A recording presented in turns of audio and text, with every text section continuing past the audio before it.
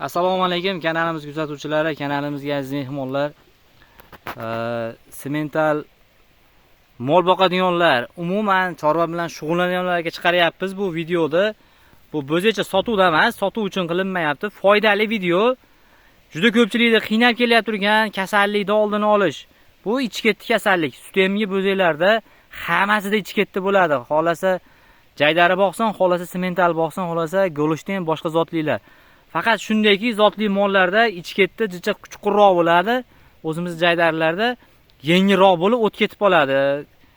Zotli mollarda licheniyasini qilmasa nobud bo'lib qoladi. Shunga biz mana licheniya boshladik.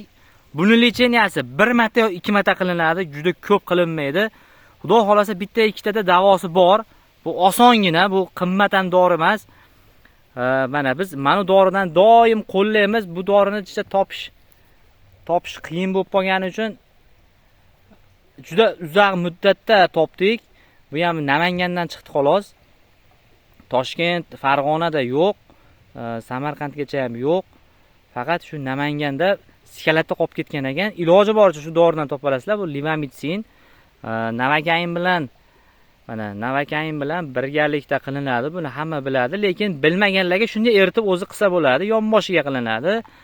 Keyin uni qilib bo'lgandan keyin mana Sprox tabletka shuni ichkiziladi. Bu xudo xolasa mana hozir qilindi, bu kor qilindi.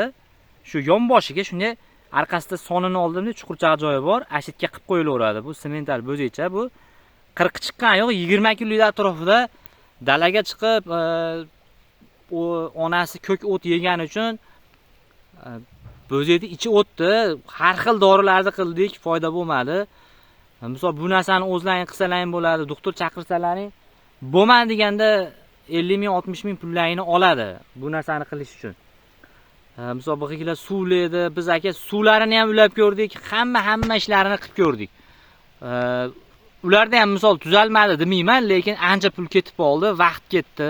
3-4 kunlab suv ulandi. Bu eng samarali yo'li. Bir kunda bir marta. Xoh kech payt, xoh ertalab. Bitta qilasiz, ertasiga yana bir marta qilasiz, o'tib ketadi. Lekin aksariyat 70% holatda bittada ichketisiz qoladi, xudo xolasa. Tabletkani 2 mahal ichkiziladi, bo'ldi. Shu bilan inshaalloh xudo xolasa tuzaladi. Videomiz foydali bo'lgan bo'lsa, xudo xolasa videomizga layklar bosib qo'yinglar. Xudo xolasa yana chiroyli shunaqa videolar chiqaramiz. Men veterinar vakolatim yo'q. Doktor tavsiyasi bilan biz ish yuritamiz. Doktordan so'ralgan bu. Haligi nima deydi? Doktordan so'raganmisiz degan narsalarga men javobi ham bor. Doktordan so'ralgan. O'zimiz qilamiz. Mana o'sha ichi ketib, mana ichlari suyulib yotibdi. Bundan oldin boshqa ikorlar oldim, umuman foyda bermadi. Bu xolasa bu birga bir bittada qokizadi. Inshaalloh qoladi. Avvalo Xudodan biz sababini qilamiz xolos.